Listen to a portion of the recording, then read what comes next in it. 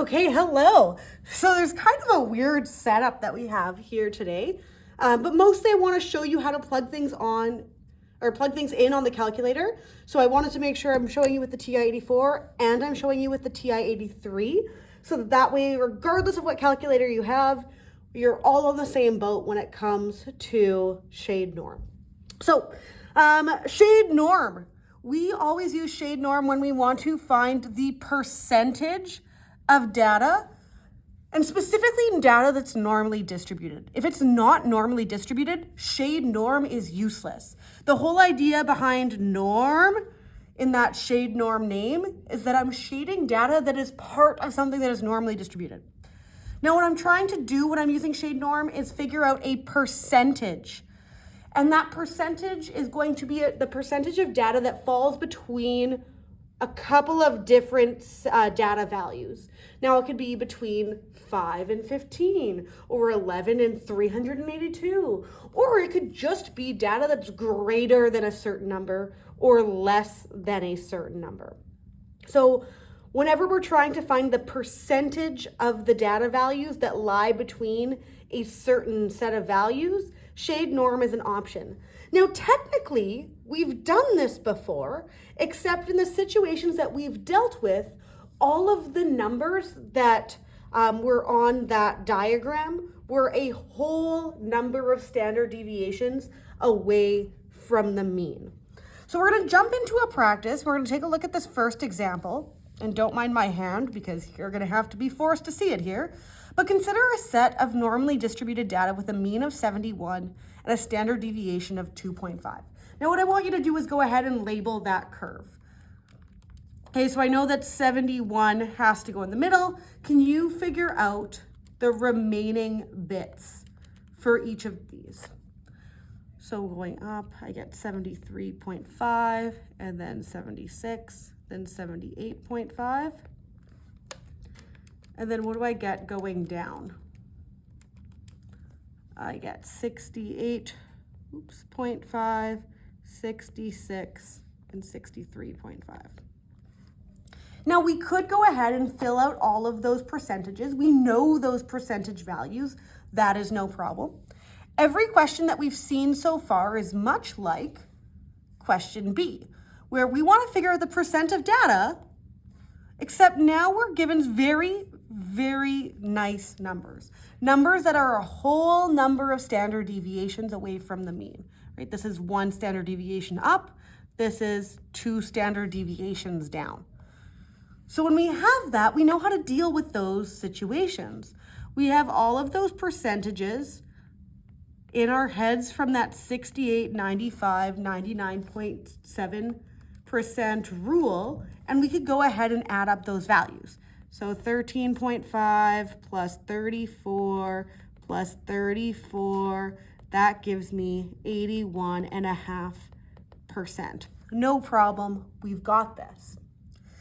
Now what's different and why we need ShadeNorm is that sometimes we're asked for questions where those values are not exactly on a whole standard deviation away from the mean. So here in this next question, I'm asking what percent of data values lie between 64 and 77. Now, this is the same question in the same mean, the same standard deviation, so I don't have to go and relabel things. But if I'm taking a look at my picture, 64 is gonna be like roughly somewhere here, right? Because if 63.5 is here and 66 is there, 64 roughly in that spot. And 77 is going to just be above that 76 here. So somewhere in this kind of range. Now, if I wanted to take a look at what data I'm talking about, I can shade it, hence the name ShadeNorm. I'm shading parts of the normal distribution. And I want to know what percent of data lies between these two. This is where that 68, 95, 99.7% rule doesn't necessarily work because I have these obscure numbers. So this is where we introduce ShadeNorm. And in ShadeNorm, we need 4 inputs. So for ShadeNorm, we need 4 things. The first thing that we need is the lower bound. which means the smallest number that I'm starting off with. And in this case, that smallest number is 64. We then need the upper bound. What is the highest value in that range? In this case, it's 77. We need the mean, which we know is 71, and we need the standard deviation. And the standard deviation, we were told, is 2.5. Now, depending what type of calculator you have, I just cleared the memory on both of these, but depending on what type of calculator that you have to plug ShadeNorm values in a slightly different way. So I start by going to the second function and then the vars to get distribution at the top there. And I use my right arrow to shift over to hit draw. And then I select option 1. I could either hit the number 1 or I could hit enter. And it gives me ShadeNorm. Now on the TI-84, I can see that the lower, upper, mean, and standard deviation match what I have here. For my TI-83, I'm seeing things a little bit differently. Now here's the deal. When I take a look at a ShadeNorm, I'm going to be graphing it. And if I'm graphing it, I need to make sure that the graph I'm about to have on my calculator actually fits in my calculator screen. So before I even do any of this, I need to make sure I can figure out what the window value is. Now the window value, let me just change the color here, could be found by hitting window. And if I cleared my memory, it should be auto set to have a -10 to +10x range with a scale of 1, and a -10 to +10y range with a scale of 1. But we are going to change that. Now, last class we talked about how we are going to change that. This is in your notes. But what we do for the x min is we take whatever the mean is, which is 71, and we subtract 4 times the standard deviation, which in this case was 2.5. To find my highest x max, I'm going to take that mean, and this I'm going to add 4 times my standard deviation. The scale that I'm going to jump up by is going to exactly be that standard deviation. For my y min, we are going to go with -0.2, something just below the 0 line, the x-axis, so that I can see what my scale kind of says, or that x-axis says in terms of those tick mark values. My y max is I am going to go and hit second function, vars, which is that distribution, and I'm going to select normal PDF. Now if I have normal PDF, it does actually prompt me in the TI-84, but in the TI-83 I have to list those values. Those values are going to start off as the mean. If I'm in the TI-84, I'm just going to hit enter to go to the next value, and I'm going to do the mean again. And I could see it's going to be the mean based on that symbol in my calculator. And the next one I could see it's standard deviation 2.5, and I'm going to hit paste. Notice that here it should end up with a bracket that's closed. If I have something else on the outside of the brackets, I do need to delete it. And so there's this DEL or delete button, and I can hit enter. In my TI-83, I did my normal PDF. I've started off with my mean, but I need to separate values with a comma. So there's this comma button, so I go comma, I type in the mean again, I type a comma, type in the standard deviation, and I close the bracket. I get the exact same number. It's just a different way to plug it in because they're different additions of the calculator. The Y scale and the X resolution can remain at 1. This is good. Now, if I'm doing this question and I want to get all of the marks for it, I do actually need to write that down.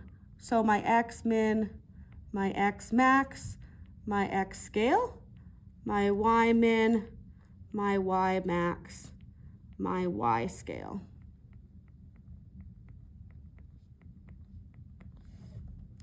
And I'm going to copy down those numbers.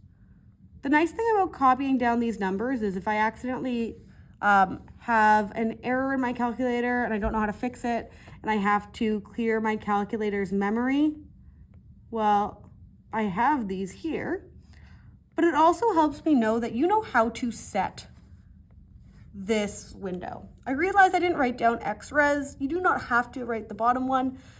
The top values are the numbers I'm most interested in, but this is what I've got.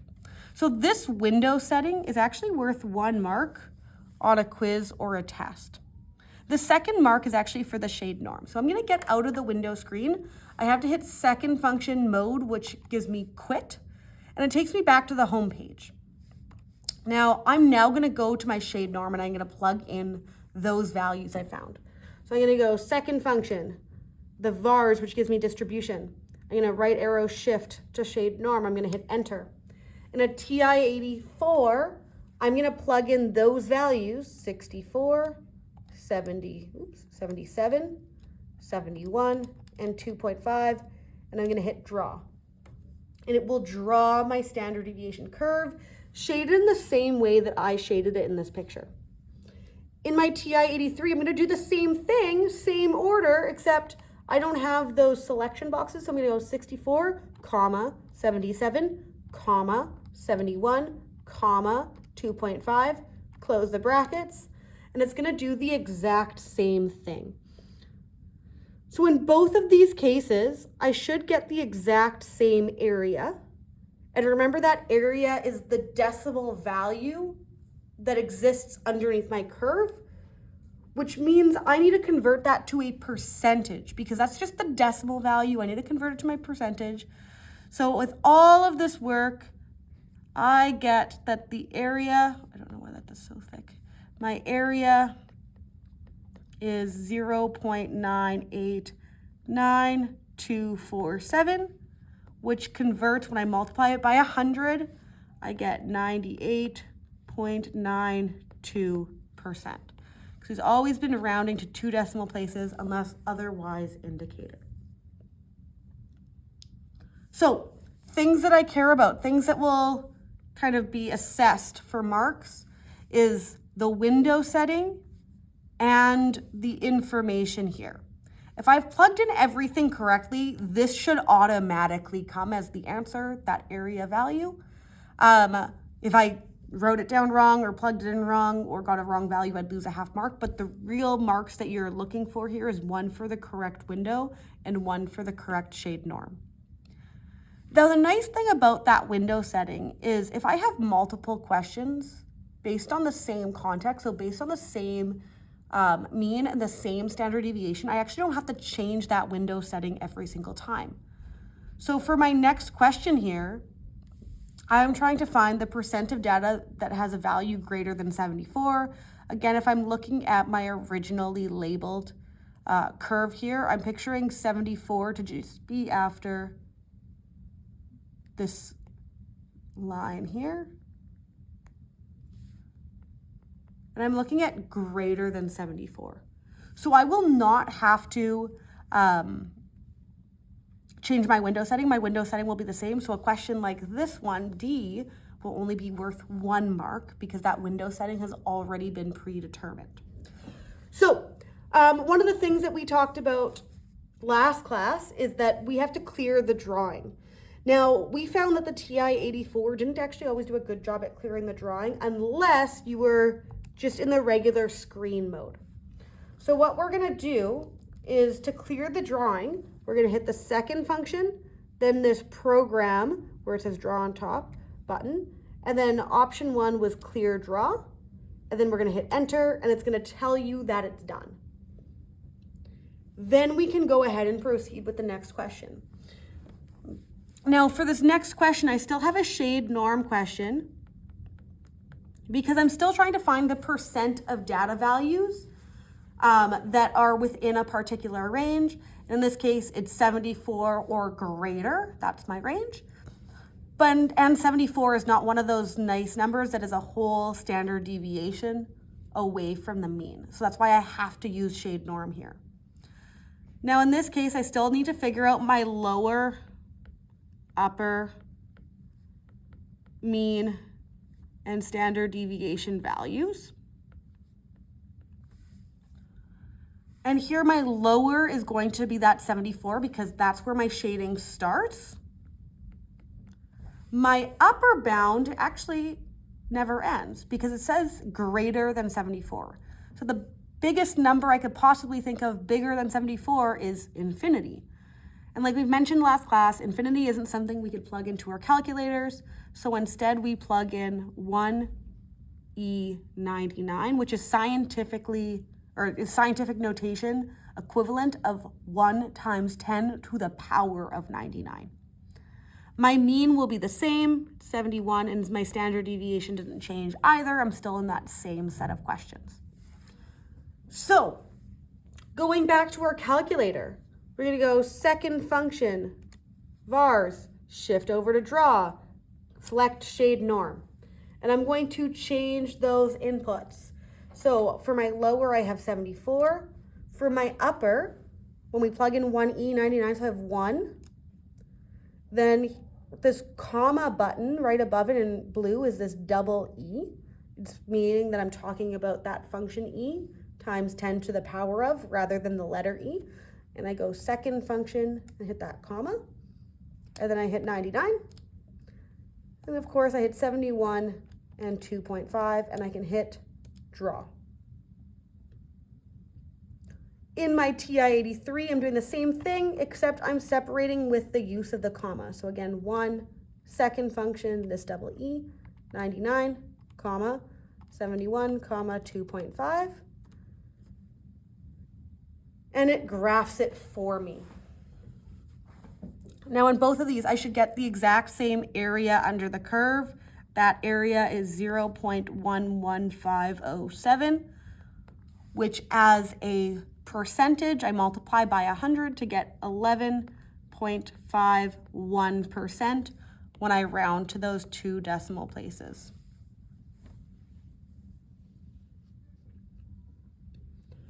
Okay.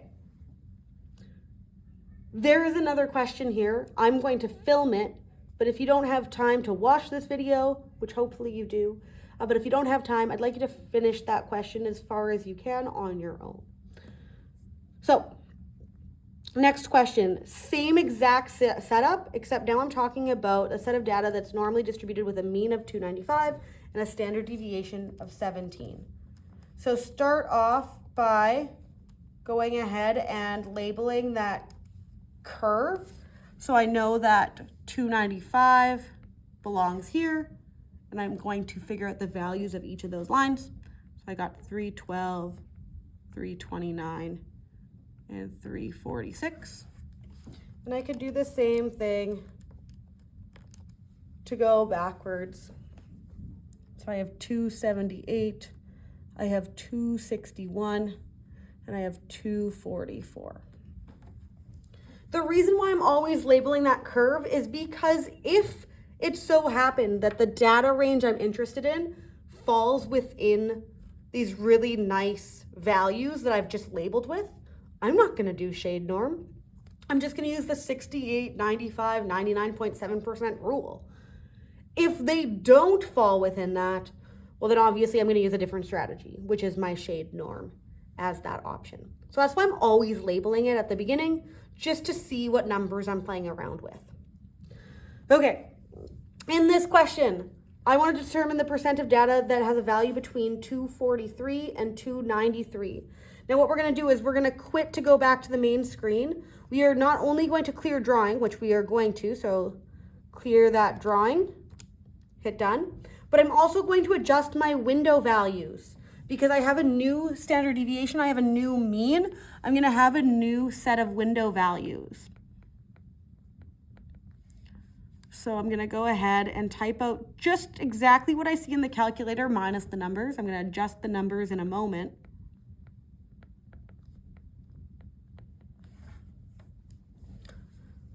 But we're going to do the same thing, except now with a mean of 295 and a standard deviation of 17. So my X min, I take my mean and I subtract 4 times my standard deviation, which is 227. For my max, I take my mean and I add 4 times my standard deviation, which is 363.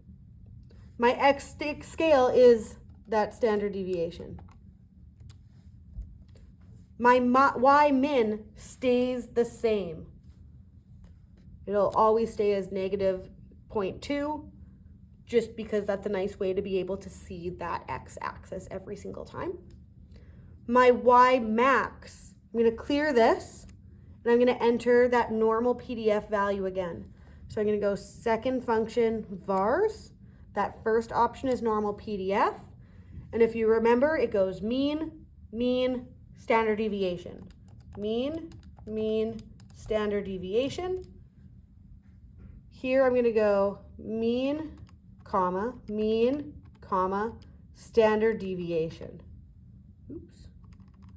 I plugged in an extra 2 there. Standard deviation. And I should get the exact same value. My Y scale stays at 1. So I'm taking those numbers from my calculator and I am simply copying them down. So 227, 363, 17, negative 0.2, 0.02346719, and 1. That is one of your marks for the standard deviation question. The next mark comes from figuring out my ShadeNorm calculation. So if I'm between 243 and 293, I'm kind of expecting 243 to be just below that 244 and 293 to be like just before this 295. And I could picture what area of that curve I'm expecting to be shaded. Why I love actually shading it, even though this isn't really giving me new information, it's just giving me an idea of what I should expect when I actually use ShadeNorm. So I'm gonna go second function quit, and I'm going to figure out my values here. So when I go to ShadeNorm, I'm shifting over to draw. I need to figure out my lower, my upper, ShadeNorm,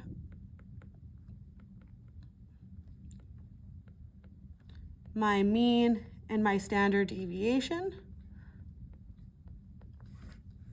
And when I take a look at my shading, I could see it, right? My lower is 243, my upper is 293, my standard deviation and my mean I'm getting from that original part of the question, so 295 and 17. So 243, 293, 295, and 17. And I have 243, 293, 295, and 17 in the bracket. Now it is more than okay that my picture here is showing that standard deviation pretty squished, but I can see that that shaded region is the same shaded region as I'm expecting. And I end up getting my area equal to 0.452063, which when converted to a percentage gives me 45.21%.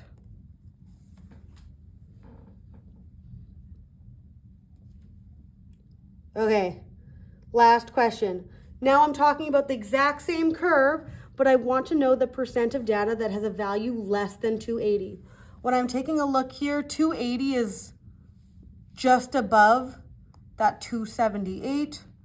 So I'm looking here-ish is 280, and I'm looking for less than 280. So this is my kind of expected shaded region.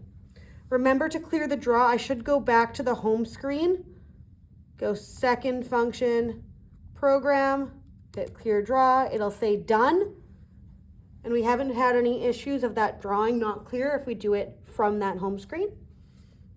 So I'm just simply figuring out my bounds. So I'm again using ShadeNorm. I know I'm using ShadeNorm because I'm asked to find a percentage, and the values that I'm trying to find a percentage in between aren't those nice whole number distances, whole standard deviation, I should say, distances away from the mean. So I'm figuring out lower, upper, mean, standard deviation. And as I do that, my lower is negative infinity. And we talked about infinity. We said that that's 1E99, but if it's negative infinity, it has to have that negative sign out in front. The shading starts and then it ends at 280. My standard deviation and my mean stay the same from the original question. So my mean is 295 and my standard deviation is 17. And now we work with ShadeNorm. So second function, vars, shift over one to draw to get ShadeNorm. The TI-84 auto has negative infinity as an option. It looks like every single time. And I'm gonna just plug in the rest and hit draw. For my TI-83, I'm gonna type in negative 1E99, comma, 280, comma, 295, comma, 17. And I should get the exact same answer. My pictures should look identical. My area calculations will also be the same. So for my area, I end up with 0.188793. And that converts to a percentage when I multiply by 100. So I get 18.88 when I round percent. Okay, that's how I use ShadeNorm. That's how I use my calculator. Please take a look at some of the extra examples in the notes and the practice and try your best with it. But that there is ShadeNorm. Have a great day. Bye.